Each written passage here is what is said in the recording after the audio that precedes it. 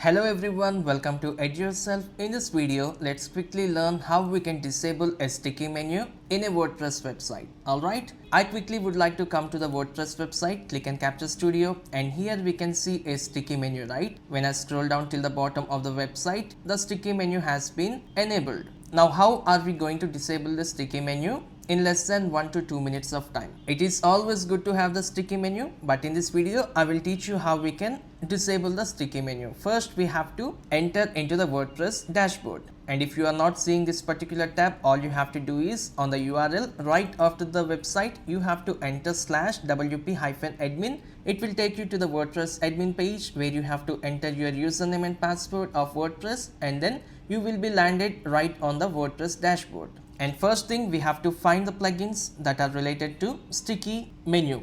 If you're not really sure, you have to search that in the plugins install plugins page. And if you really know what plugin is related to the sticky menu, all you have to do is to find the plugin. And in my scenario, I have used my sticky bar, and here from the left side we do have an option called my sticky bar. So let me click on that.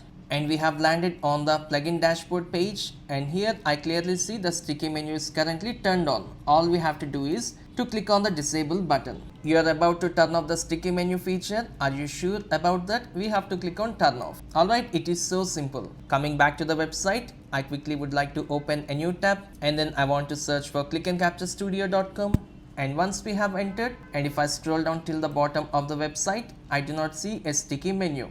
And anytime if we really wanted to enable the sticky menu, all we have to do is coming back to the same plugin dashboard page, we have to click on configure, and we have to do the configuration. And if you want to learn how we can do the configuration, I have did one of the video.